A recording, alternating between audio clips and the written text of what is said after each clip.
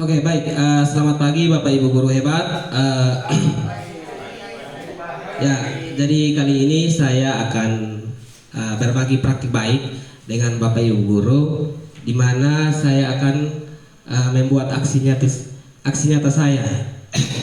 Aksi nyata saya ini berjudul disiplin positif yang ada di sekolah.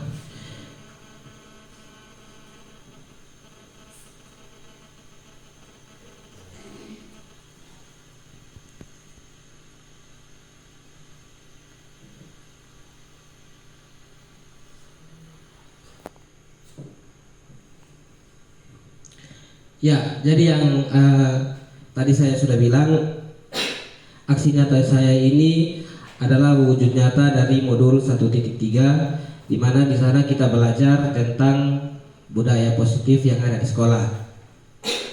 Jadi sebenarnya budaya positif ini kita sudah lakukan di sekolah, ya, kita sudah lakukan di sekolah. Namun mungkin kita belum mengoptimalkannya dan belum menambah lagi. Lah, jadi budaya positif contoh budaya positif yang sudah kita lakukan yaitu senyum, sapa, salam dan lain sebagainya. Itu adalah salah satu bentuk dari budaya positif. Dan masih banyak lagi budaya positif yang sudah kita lakukan di sekolah. Ya. Ya, teman-teman guru hebat, di sini ada sebuah kegiatan untuk kita bisa berefleksi bersama. Di sini dia bilang, coba kita merobek sebuah kertas, lalu kita genggam. Nah, dalam tulisan kertas itu, sesuatu yang betul-betul menjadi rahasia di mana ketika orang atau di sekeliling kita mau kalau dibilang mau ambil atau mau memaksa juga, kita akan berusaha sekuat tenaga. Ya, jadi kira-kira ketika Bapak Ibu guru, ya, teman-teman guru yang ada di sini, ketika sesuatu yang betul-betul rahasia, ketika Bapak Ibu guru menggenggam dan dalam kertas itu bertuliskan tentang kerahasiaan Bapak Ibu guru, atau kalau mau dibilang contohnya aib Bapak Ibu guru, kira-kira ketika ada di samping kiri kanan atau teman-teman atau sesuatu orang, sekalipun orang yang dekat dengan Bapak Ibu guru juga, kira-kira Bapak Ibu guru bisa tidak untuk membuka genggaman tangan itu untuk diperlihatkan kepada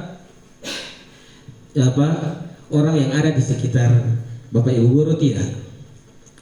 Mungkin saya memberikan kepada satu teman guru yang ada di sini untuk memberikan jawabannya. Kalau iya kenapa, kalau tidak kenapa? Mungkin ada bisa? Ya, silakan. Ya, dari saya tidak bisa karena ini berkaitan dengan aib atau rahasia yang tidak bisa diungkap di teman sebelah kiri atau kanan, karena merupakan sebuah rahasia, karena ini berkaitan dengan aib, berarti kembali kepada pribadi.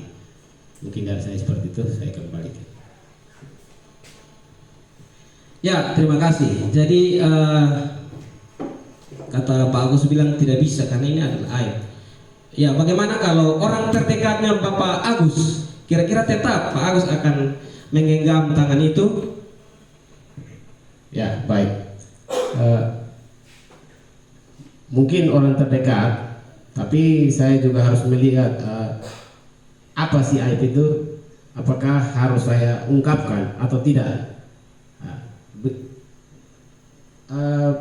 saya bisa ungkapkan kalau aib itu tidak terlalu berdampak negatif gitu. Kalau dia berdampak positif, mungkin saya bisa menyampaikan kepada teman atau rekan di sebelah kiri saya. Tapi kalau itu berdampak negatif, mungkin saya tidak bisa berbagi. Sekian. Ya, jadi singkatnya dari Pak Agus, kata Pak Agus dampak ya. Berbicara tentang dampak, kalau negatif ya tetap menggenggam, dan kalau ya tidak terlalu ya bisa dibuka. Mungkin seperti itu ya Pak Agus. Oke, baik, terima kasih. Nah, ini adalah sebuah pengantar bagaimana kita akan masuk pada materi kita. Ya, nanti kita akan belajar tentang disiplin positif dan nilai-nilai kebajikan universal. Nah, yang tadi seperti yang dibilang, di sini adalah perubahan paradigma atau perubahan berpikir, stimulus respon teori kontrol. Siapa sesungguhnya yang memiliki kontrol? Ya, jadi di sini ada stimulus kontrol dan juga di sebelahnya adalah teori kontrol. Jadi yang tadi bahwa kita sendiri yang mengontrol diri kita tidak bisa mengontrol diri orang lain. Jadi di sini dia bilang dalam stimulus kontrol kita mencoba mengubah orang agar berpandangan sama dengan kita. Lalu yang teori kontrol dia bilang kita berusaha memahami pandangan orang lain tentang dunia. Lalu yang berikut, perilaku buruk dilihat sebagai suatu kesalahan. Lalu yang teori kontrol dia bilang semua perilaku memiliki tujuan dan yang lainnya. Ya, nanti ada punya penjelasan yang berikutnya. Nah, di sini kita lihat disiplin positif ya. Contoh, seorang siswa menjatuhkan tabung reaksi, atau kalau kita di sini kita kaitkan contohnya dia dalam praktek ya. Dalam praktek itu dia menjatuhkan alat ya, suatu alat. Contohnya kalau di TO ya mungkin dia menjatuhkan apa gitu ya, kunci, atau mungkin kalau di elektronika dia itu menjatuhkan avometer ya, menjatuhkan avometer dan lain sebagainya. Ya, ada dua kemungkinan reaksi yang akan kita rasakan ya. Ya, yang pertama adalah guru mengatakan kepadanya dengan keras, bagaimana kamu ini memegang itu saja tidak becus. Kemudian anak tersebut diminta keluar dari laboratorium. Ya. Lalu yang berikut, disiplin positif yang berikut, reaksi yang kedua adalah guru mengatakan kepadanya bahwa ada cara tertentu untuk memegang tabung reaksi. Kemudian diberitakan bahwa pecahan kaca dan batu kimia tersebut bisa berbahaya bagi siapapun. Dia diminta mengganti alat tersebut sebagai keisikan telah memecahkannya. Dalam disiplin positif, ya, dalam reaksi yang kedua ini, tentunya kalau dalam kehidupan kita di SMK sini, kira-kira jujur kita ada yang pada bagian mana ketika anak-anak melakukan kesalahan? Ya, kira-kira kita ada di bagian mana? Ya, bagaimana? Ya, kita ada di reaksi yang kedua, karena di reaksi yang kedua itu bukan hanya mengingatkan tapi memberikan solusi, di mana ketika anak tersebut memecahkan sebuah alat atau sebuah komponen, maka kita memberikan solusi agar yang bersangkutan bisa menggantikan. Terima kasih. Oke, jadi menurut Pak Agus dia bilang pada reaksi yang kedua, ya, ini kita jujur ya, kita jujur saja. Ketika kita diperhadapkan dengan hal yang sama seperti ini, kadang-kadang kan kita marah, ya, kita marah, ya, lalu kita tidak pernah memberikan solusi kepada anak. Kira-kira solusi apa yang dia bisa lakukan untuk dia bisa berhati-hati. Ya, kadang-kadang ketika kita reaksi dengan cepat, maka kita akan memarahi tanpa ada solusi. Ya, itu kita jujur ya, kita jujur. Ya, mungkin Bapak Ibu guru tidak ada yang pada posisi reaksi satu. Biasa saya ada pada reaksi yang ke satu. Kadang-kadang anak-anak ketika melakukan kesalahan saya langsung memarahi anak tersebut. Ya, di sini dikatakan bahwa disiplin positif adalah program yang dirancang untuk mengajarkan murid menjadi pribadi yang bertanggung jawab. Jadi kalau kita lihat pada disiplin positif ini, maka dia ada pada reaksi yang kedua. Jadi disiplin positif ini mengajarkan murid untuk menjadi pribadi yang bertanggung jawab ketika dia melakukan sesuatu kesalahan. Ya.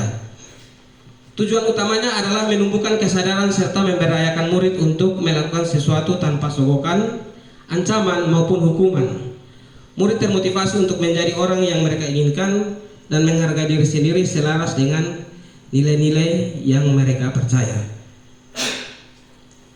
Ya, jadi kalau berbicara tentang disiplin positif, contohnya tadi saya lakukan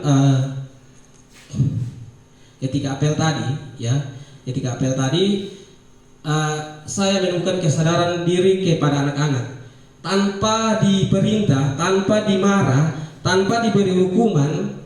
Bisa tidak anak-anak datang bajunya disisip rapi tanpa ada hukuman, tanpa adanya, bisa tidak?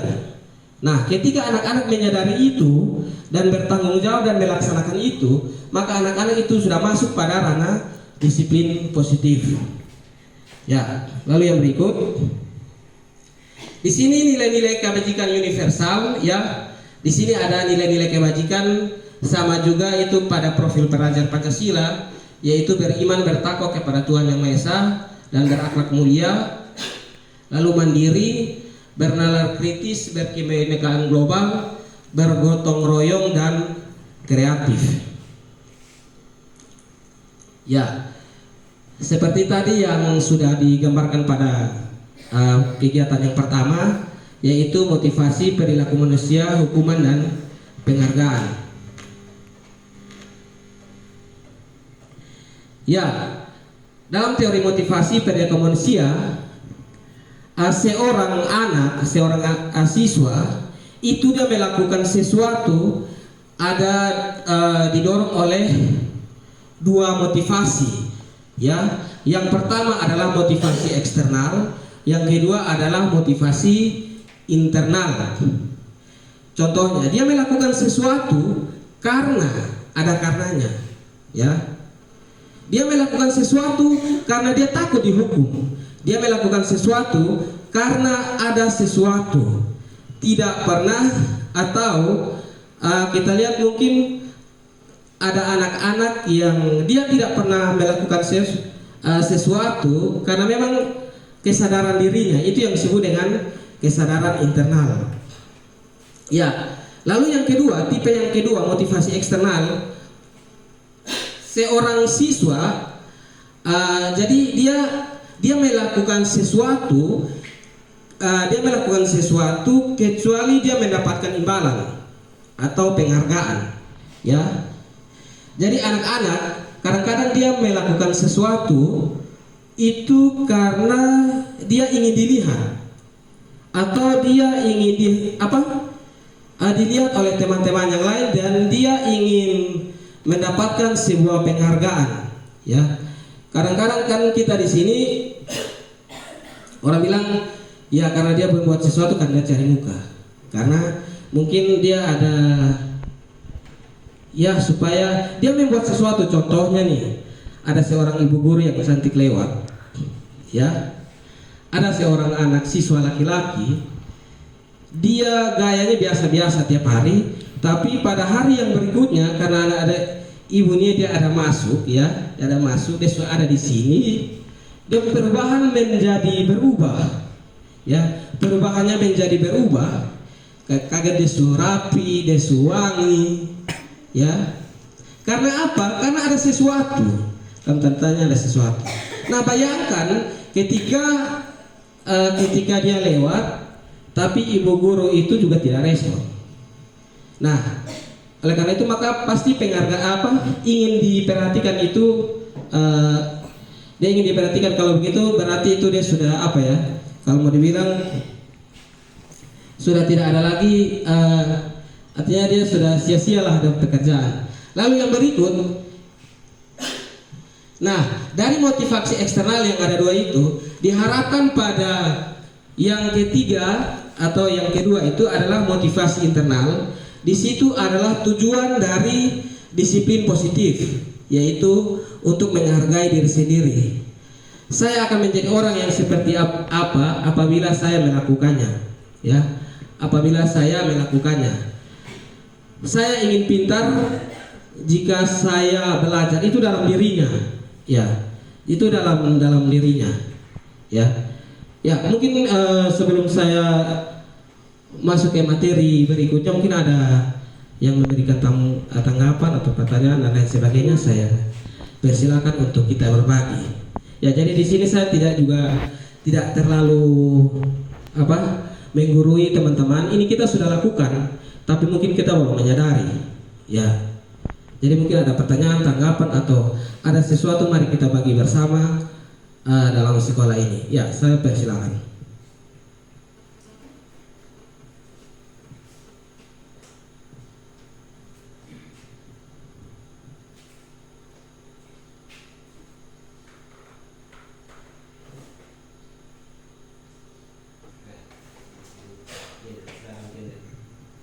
Oke, baik, terima kasih. Kalau dari saya, dari materi ini saya tangkap yang pertama, manusia atau kita berubah karena ada dua motivasi. Yang pertama eksternal dan yang kedua internal.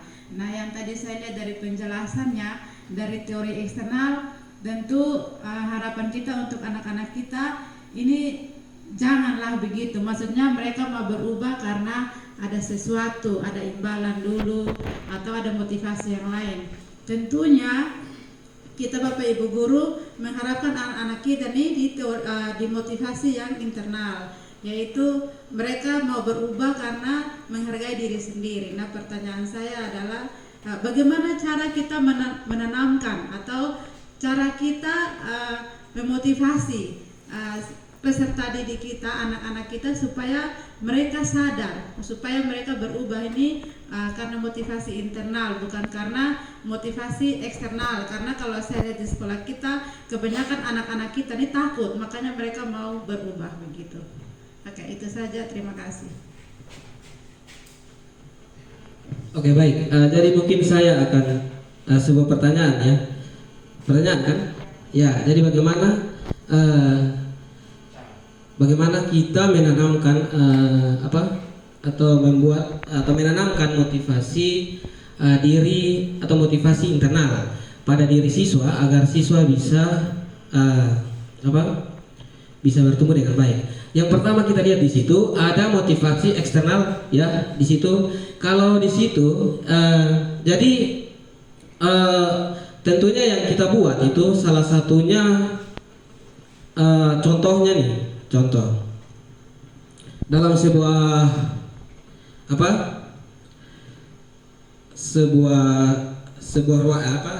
dalam contoh kasus dalam sebuah ruangan, ya.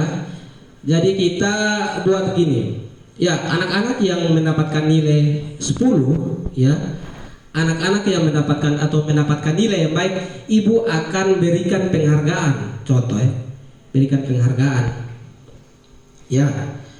Nah, ketika anak-anak itu termotivasi karena sebuah hadiah, ya. Lalu berikutnya lagi dan berikutnya lagi dan berikutnya lagi kita seperti itu. Nah, ketika anak-anak sudah termotivasi seperti itu, ya, ketika anak-anak sudah termotivasi seperti itu, maka ketika kita tidak melakukan itu lagi, maka anak-anak akan patah semangat. Karena apa? Karena apa yang ia lakukan itu karena ada sesuatu, ya. Itu, ya. Jadi apa yang akan kita lakukan? Yang akan kita lakukan yaitu kita menghindari yang tadi sudah dijelaskan tadi, yang sudah dipaparkan tadi tentang motivasi itu, motivasi eksternal itu. Itu yang pertama. Itu pasti, itu tentunya kita menghindari seperti itu, ya. coba kita kembangkan anak-anak itu seperti yang contoh kita lakukan, saya lakukan itu yang seperti tadi saya bilang, mengajak anak-anak berdiskusi. Kira-kira kebutuhan apa yang anak-anak kebutuhan apa yang anak-anak inginkan untuk melakukan sebuah proses pembelajaran, ya. Jadi seperti itu, ya. Jadi tentunya dalam bagaimana menumbuhkan itu berarti kita hilangkan sesuatu yang kita sudah lakukan dalam motivasi-motivasi eksternal ini. Ya, itu yang dipelajari. Ya, mungkin seperti itu. Ya, mungkin ada lagi. Oke.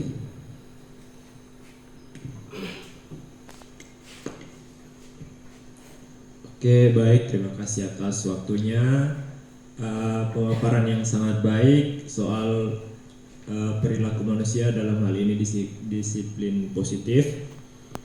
Kalau menurut pemahaman saya terkait apa yang sudah dijelaskan oleh Bapak Denny, salah satu faktor yang mempengaruhi motivasi ini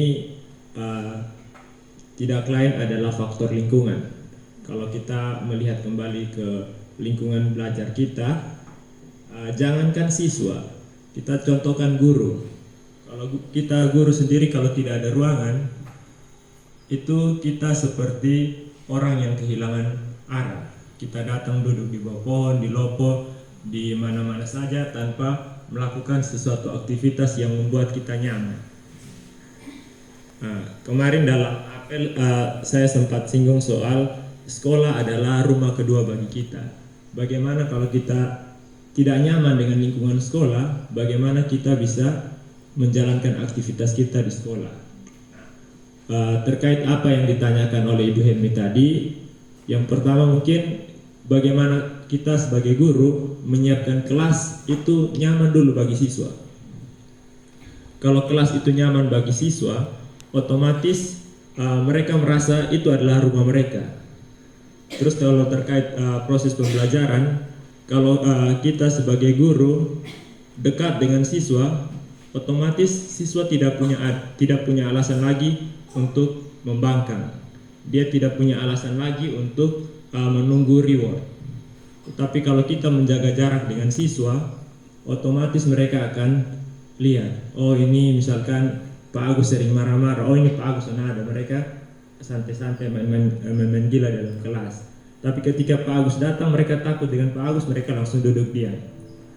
Nah, kalau ada beberapa guru yang lain, kalau yang sudah nyaman dengan mereka, mereka akan malas tahu ketika ada pelajaran, mereka siap menerima, mereka siap. Kalau ada yang mereka tidak nyaman dengan guru tersebut, mereka malas tahu lagi. Dia mau menjelaskan di depan, mereka beribut di belakang. Nah, kalau menurut saya, ketika kita menciptakan lingkungan belajar yang nyaman bagi mereka, kita mendekatkan diri dengan mereka, otomatis mereka dengan sendirinya merasa dihargai juga. Dan ketika mereka merasa dihargai, pasti mereka akan menghargai siapapun yang mereka temui atau siapapun yang mereka dekat. Mungkin dari saya seperti itu. Terima kasih. Ya, baik. Jadi ini Bapak Jeffrey berbagi pengalaman juga dengan kita, berbagi pengetahuan bahwa yang pertama adalah lingkungan, ya, lingkungan dalam pembelajaran dan juga kolaborasi antara guru dan murid itu harus betul-betul dilihat, ya, agar terciptanya motivasi internal, ya, yang baik. Ya, mungkin itu saja, ya. Jadi mungkin saya lanjutkan. Ya, di sini ketika kita bicara tentang penghargaan tadi, nah, dalam penghargaan tadi ada 3 unsur di sini. Yang pertama itu adalah penghargaan menurunkan kualitas. Lalu yang berikut penghargaan mematikan kreativitas dan penghargaan mengurangi motivasi intrinsik, ya. Jadi ketika kita sudah melakukan penghargaan kepada anak-anak, ya tidak salah juga, ya, kalau memang sudah kita lakukan tidak salah ya, tidak salah. Tapi inilah hasilnya, akibatnya jika penghargaan tidak lagi kita berikan ya. Penghargaan dalam tanda kutip, penghargaan contohnya ada sesuatu yang kita berikan kepada anak-anak untuk mencapai kesuksesan. Nah, di sini ada tiga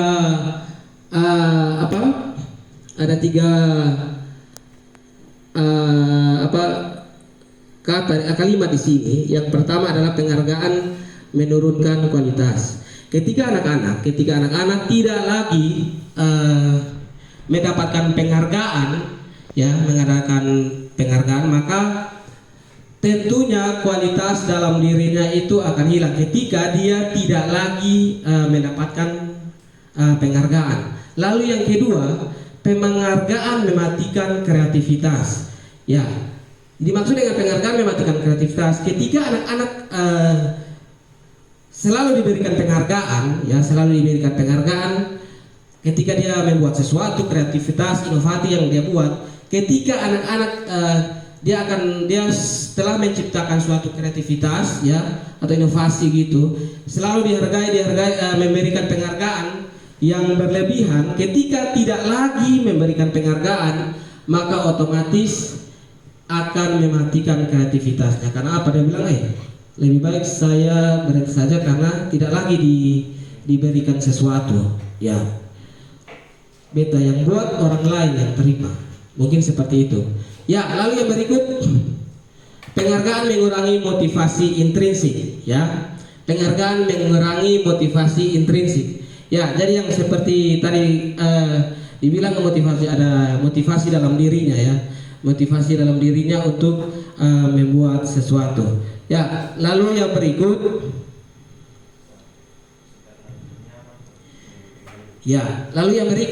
kita di sini juga kita pelajari tentang keyakinan kelas ya. Ya, jadi keyakinan kelas ini di sini ada satu kata tematik, yaitu mengapa tidak teraturan saja? Mengapa harus keyakinan kelas? Ya. Mengapa tidak peraturan saja? Mengapa harus keyakinan kelas? Mungkin teman-teman bisa membedakan apa itu peraturan dan apa itu keyakinan. Ya, dilihat dari penulisan yang ada di sini. Mungkin ada? Karena di kita punya kelas, tentunya pasti adanya keyakinan kelas atau kesepakatan kelas. Mungkin ada? Oke, baik. Kita saling berbagi ya. Oke, kebetulan di kelas 10 Theo ada kesepakatan kelas di situ. Jadi kalau menurut saya sebagai wali kelas, kalau di situ ada peraturan berarti semua aturan yang ada harus diterima oleh semua warga yang ada di kelas tersebut. Artinya aturan itu dibuat oleh seseorang yang bertanggung jawab dengan tujuan mengatur semua warga kelas. Kalau keyakinan kelas atau kesepakatan kelas itu lebih ke bagaimana semua warga kelas bersepakat dan yakin untuk membuat suatu keputusan yang harus dihargai bersama. Menurut saya seperti itu, Pak. Ya, terima kasih. Mungkin ada lagi? Ya, jadi betul sekali ya. Jadi kalau peraturan kelas, peraturan itu sesuatu yang dibuat satu arah ya. Contohnya kita di sekolah di sini. Ini peraturan di sekolah. Contohnya anak-anak laki-laki rambutnya itu berapa senti contohnya. Itu sebuah peraturan di sekolah. Pada hari Kamis anak-anak wajib menggunakan motif. Itu kan sebuah peraturan ya. Nah, betul sekali apa yang dikatakan Pak Jeffrey. Jadi keyakinan atau kesepakatan kelas itu kita sepakati bersama-sama di dalam kelas. Artinya tidak satu arah ya. Tidak satu arah, itu disepakati bersama-sama antara guru dan siswa. Dengan begitu, ketika kita menyepakati bersama-sama, maka tentunya ya, anak-anak dia akan lebih cenderung akan mengikuti keyakinan atau kesepakatan kelas tadi. Karena apa? Karena dia yang sepakati bersama-sama, ya. Ya, mungkin seperti itu. Lalu yang berikut di sini mungkin ada tabel antara peraturan dan keyakinan kelas, ya. Kalau dalam peraturan di sini bilang selalu kembalikan buku ke tempatnya, itu kata perintah. Lalu dalam keyakinan kelas itu adalah tanggung jawab. Lalu yang berikut dilarang mengganggu orang lain. Berarti dalam keyakinan kelas itu adalah menghormati orang lain. Lalu yang berikut hadir di sekolah 15 menit sebelum pembelajaran dimulai. Yang keyakinan kelasnya adalah menghormati orang lain, ya, teman-teman, guru dan lain sebagainya. Dan juga dalam keyakinan kelas itu adalah berkomitmen, ya, itu komitmen dirinya dan yang lain sebagainya. Ya, lalu yang berikut adalah kebutuhan dasar manusia ini yang kita pelajari, ya. Kebutuhan dasar manusia dalam diri manusia, dalam diri guru, dalam diri siswa, itu tentunya ada beberapa hal kebutuhan yang ada di sini, yaitu yang pertama adalah kasih sayang dan rasa diterima. Lalu yang berikut adalah penguasaan. Lalu yang berikut adalah kebebasan. Berikut kesenangan dan bertahan hidup. Ya, jadi tadi kebutuhan dasar manusia yang pertama adalah kebutuhan bertahan hidup, atau bahasa Inggrisnya apa nih? Survival. Ya, baju atau bahasa Inggris. Ya. Ya, jadi adalah kebutuhan yang bersifat fisiologis untuk bertahan hidup, misalnya kesehatan, rumah, dan makanan. Tentunya kebutuhan dasar manusia ini pasti tentunya ada. Ya. Lalu yang berikut adalah kasih sayang dan rasa diterima atau kebutuhan untuk diterima. Kebutuhan ini termasuk kebutuhan fisiologis, kebutuhan untuk disayangi dan diterima, meliputi kebutuhan akan hubungan dan koneksi sosial, untuk memberi dan menerima kasih sayang, keinginan dan lain sebagainya. Jadi di sini kasih sayang dan rasa diterima ini tentunya dalam diri kita atau dalam diri siswa itu tentunya pasti ada melekat. Jadi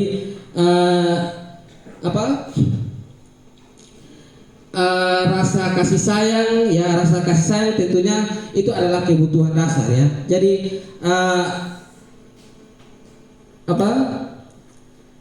kita sebagai manusia kebutuhan dasar itu yang kedua itu adalah rasa kasih sayang.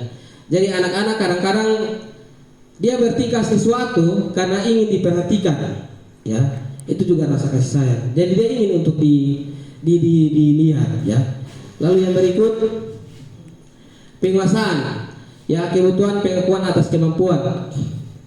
Kebutuhan ini berhubungan dengan kekuatan untuk mencapai sesuatu, menjadi kompeten, menjadi terampil, diakui atas prestasi dan keterampilan kita dan lain sebagainya. Ya, jadi di sini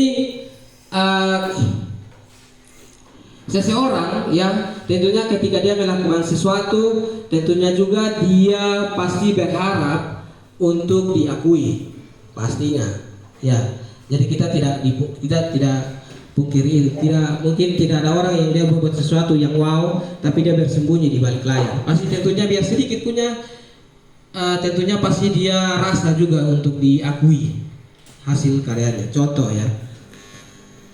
Lalu yang berikut kebebasan, kebutuhan akan pilihan. Kebutuhan untuk bebas adalah kebutuhan akan kemandirian, otonomi, memiliki pilihan dan mampu mengendalikan arah hidup seseorang. Anak-anak dengan kebutuhan kebebasan yang tinggi menginginkan pilihan, mereka perlu banyak bergerak, suka mencoba-coba, tidak terpengaruh orang lain dan senang mencoba hal baru dan menarik. Ya, jadi dalam kebebasan ini kita bisa lihat, jadi seseorang atau terkhususnya dalam pembelajaran ini dalam diri anak. Jadi anak-anak kadang-kadang dia akan melakukan sebuah aktivitas yang kadang-kadang kita marah. Ketika anak-anak, contohnya dia suka usil, dia suka apa? Itu karena apa? Karena dia ada dalam kebutuhan akan pilihan. Jadi dia akan membuat sesuatu yang merasa diri dia itu nyaman, ya. Padahal itu sudah mengganggu orang lain, ya. Ya, lalu yang berikut adalah kesenangan, yaitu kebutuhan untuk merasa senang, Kebutuhan akan kesenangan adalah kebutuhan untuk mencari kesenangan, bermain dan tertawa. Bayangkan hidup tanpa kenikmatan apapun betapa menyedihkan. Kelas kebutuhan akan kesenangan dengan belajar. Anak-anak dengan kebutuhan dasar kesenangan yang tinggi biasanya ingin menikmati apa yang dia lakukan. Mereka juga bisa berkonsentrasi tinggi saat mengerjakan hal-hal yang disenangi. Ya, jadi ini saya mencoba dalam pembelajaran saya di kelas, pernah sudah lama. Ya, jadi anak-anak dalam prakteknya itu mereka minta gini, Pak, kemana kalau kita praktik sambil mendengarkan musik? Ya, tentunya kadang-kadang beribut saja. Ya, tentunya itu juga kita harus Dan itulah kebutuhan anak-anak ya. Jadi, ya artinya jangan mengganggu yang lain. Musiknya mungkin ya agak pelan-pelan ya, seperti itu. Sambil mereka mengerjakan apa yang mereka kerjakan, ya mungkin seperti itu. Ya, jadi tadi ada beberapa kebutuhan dasar manusia, ya kebutuhan dasar manusia. Mungkin di sini kita bisa saling melihat kebutuhan apa yang ada di sini. Yang pertama, ibu guru bilang aku tidak boleh bersenandung sewaktu mengerjakan tugas. Katanya kelas harus tenang, tidak ada suara. Padahal kan aku suka dan senang menyanyi. Kira-kira ini dimasuk dalam kebutuhan apa? Ya, kebutuhan kesenangan ya. Oke. Lalu yang berikut, ibu guru tidak menyapaku hari ini, padahal aku pakai jepit rambut baru. Ya, ya butuh perhatian ya. Itu kebutuhan apa tadi ya? Kasih sayang. Ya. Jadi Bapak Ibu guru juga seperti itu dan anak-anak juga pasti seperti itu ya. Ya. Aku bosan, masa belajarnya cuma gitu-gitu aja. Dengerin ibu guru aja. Itu kira-kira kebutuhan apa ya?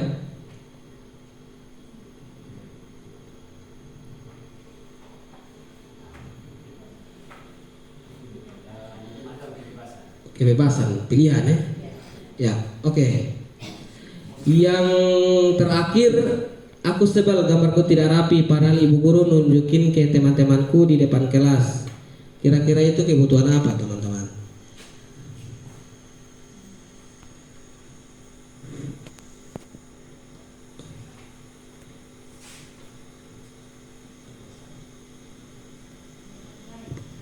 Ya, kesenangan, kebebasan,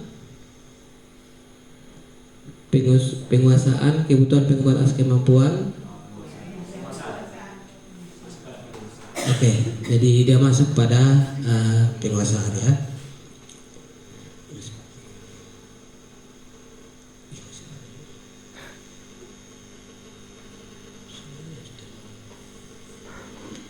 Ya, jadi ini yang berikut, yang terakhir dalam materi ini adalah kita tadi kita sudah mempelajari yang lainnya, ya kita sudah lihat yang lainnya, lalu kita masuk pada yang berikut adalah posisi kontrol restitusi, yaitu 5 posisi kontrol guru. Ya, yang berikut yang pada posisi kontrol itu ada penghukum.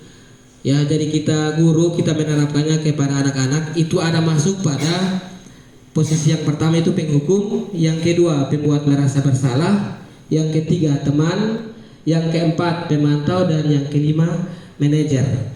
Apa sih penghukum, pembuat merasa bersalah, teman dan lain sebagainya? Mari kita lihat di sini.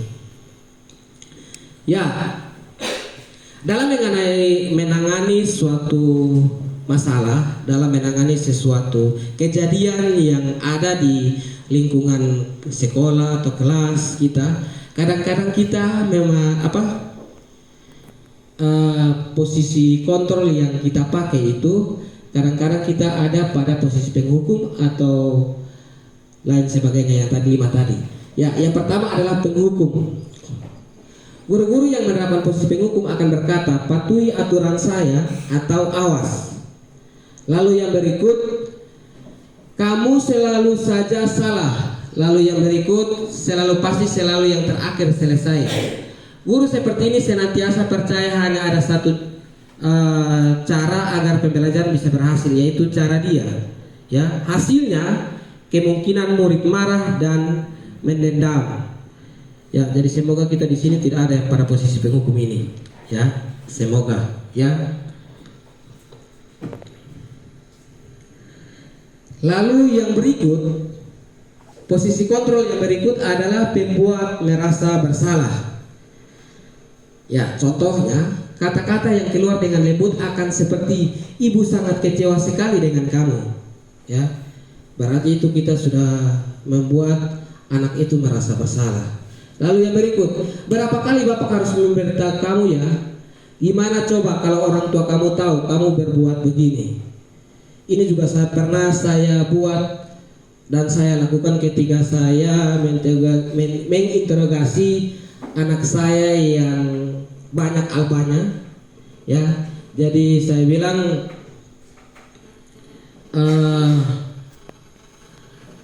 ibu kamu itu ibu yang baik, dan di kampung sini ibu kamu itu sangat baik. Ya, dengan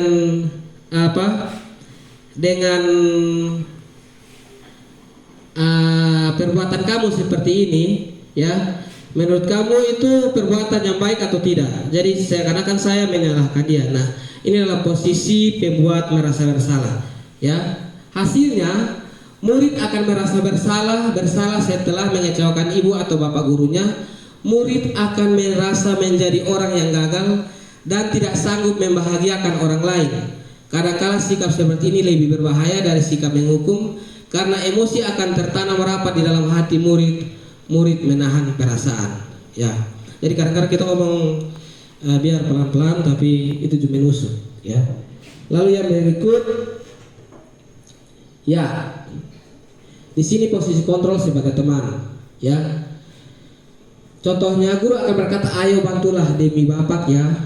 Ya, jadi kita mengajarkan anak untuk melakukan sesuatu untuk siapa gitu, atau untuk ada sesuatu lah yang begitu. Lalu yang berikut, ayo ingat tidak bantuan bapak selama ini. Itu posisi kontrol sebagai teman. Lalu yang berikut, ya sudah kali ini tidak apa-apa, nanti ibu bantu bereskan. Hal negatif dari posisi teman adalah bila suatu saat guru tersebut tidak membantu, maka murid akan kecewa dan berkata, saya pikir bapak atau ibu teman saya. Murid merasa dikecewakan dan tidak mau lagi berusaha. Ya. Lalu yang berikut adalah hasilnya, murid akan merasa senang dan akrab dengan guru. Ini termasuk dampak yang positif. Hanya saja di sisi negatif, murid menjadi tergantung pada guru tersebut. Ya. Jadi kalau dia merasa nyaman dengan guru yang mana, kalau dalam posisi kontrol ini, ketika anak-anak sudah merasa nyaman dengan seorang guru, maka yang lain itu dia akan mengesampingkan itu. Ya. Bila ada masalah, dia merasa bisa mengandalkan guru tersebut untuk membantunya, dan belum tentu berlaku yang sama dengan guru atau orang lain. Jadi dia hanya mengandalkan pada seorang guru, karena itu guru itulah yang menjadi superhero-nya dia. Itu menurut dia ketika kita melakukan posisi kontrol sebagai teman. Ya, lalu yang berikut, yang keempat adalah posisi pemantau. Posisi pemantau berdasarkan pada peraturan-peraturan dan konsekuensi. Pertanyaan yang diajukan seorang pemantau yaitu peraturan apa yang telah kamu lakukan. Lalu yang berikut, sanksi atau konsekuensi apa. Lalu yang berikut, seorang pemantau sangat mengandalkan perhitungan catatan data yang dapat digunakan sebagai bukti atas perilaku seseorang. Posisi ini akan menggunakan stiker, slip catatan, daftar cek, dan lain sebagainya. Hasilnya, murid memahami konsekuensi yang harus dijalankan karena telah melanggar salah satu peraturan sekolah. Guru tidak menunjukkan suatu emosi yang berlebihan menjadi marah atau membuat merasa berbuat salah. Ya, dalam posisi pemantau ini, Bapak Ibu guru, di sini dia sebagai pemantau ya, sebagai pemantau ya. Ya, mungkin itu saja pemantau. Lalu yang berikut, yang terakhir, diharapkan seorang guru ini dia adalah sebagai posisi kontrolnya itu adalah sebagai manajer. Ini yang diharapkan. Ya. Ya, dalam posisi manajer, posisi di mana guru berbuat sesuatu bersama dengan murid, mempersilahkan murid mempertanggungjawabkan perilakunya, mendukung murid agar dapat menemukan solusi atas permasalahannya sendiri. Seorang manajer telah memiliki keterampilan di posisi teman maupun pemantau, dan dengan demikian bisa jadi di waktu-waktu tertentu kembali kepada kedua posisi tersebut bila diperlukan. Seorang manajer akan berkata apa yang kita yakini. Nah, satu video yang saya buat untuk mengirimkan tugas pada demonstrasi kontekstual, itu kita membuat suatu masalah. Itu video itu kita buat simulasinya ada suatu masalah. Jadi ini diharapkan untuk kita buat dalam posisi manajer ini. Ya, jadi permasalahannya seorang anak, ketika anak-anak yang lain pas mau masuk kelas, seorang anak dia lari dari belakang lalu dia tarik tasnya, ya. Dia tarik tasnya. Di situ ketika anak-anak itu datang untuk menghadap guru, tentunya pasti akan kadang-kadang ketika kita mendengar itu pasti kita sudah marah dan lain sebagainya. Nah, dalam posisi manajer ya, dia akan mengidentifikasi masalah atau dirinya itu dulu. Kira-kira kenapa lu buat seperti ini? Ya, kenapa lu buat seperti ini? Ya, dan semoga ini kita lakukan. Dan ini ya memang kalau mau berteori ya gampang, tapi kalau prakteknya juga kadang-kadang. Apalagi dalam posisi suatu masalah yang besar ketika kita diperhadapkan dengan masalah yang besar dengan anak-anak. Dan kalau dalam posisi manajer ini juga berat untuk kita lakukan. Ya. Yang berikut adalah yang kita menanyakan keyakinan kelas. Kira-kira sudahkah kita menghargai orang lain? Itu kan contohnya kan tadi dilihat tadi keyakinan kelas yang ada. Lalu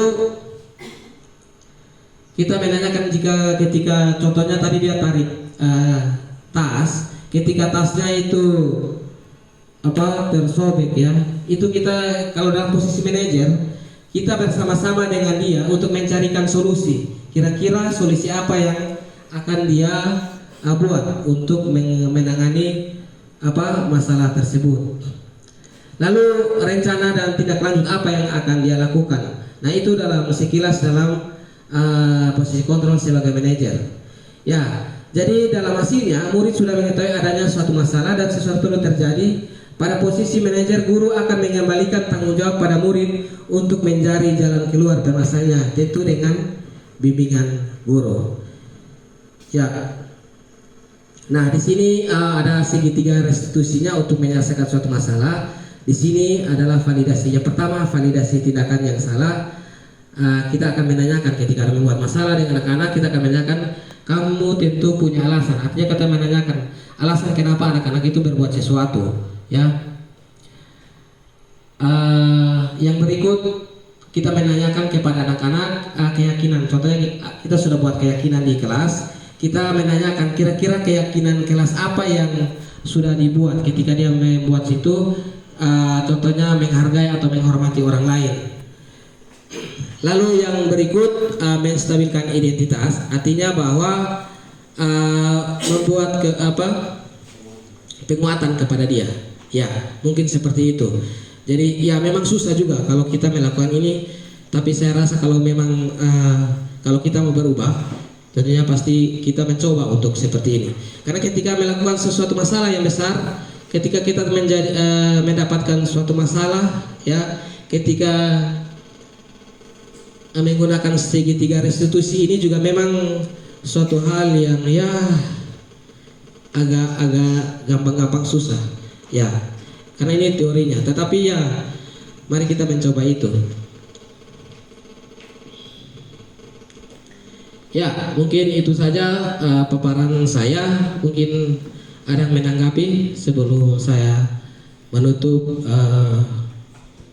sesi kali ini. Ada? Cukup kok? Ada Pak C? Mungkin ada lagi. Oke.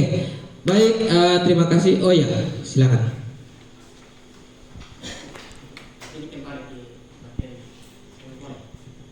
Oke, terima kasih. Jadi ini kembali ke materi pasti di pertengahan menyangkut dengan kebutuhan tadi itu.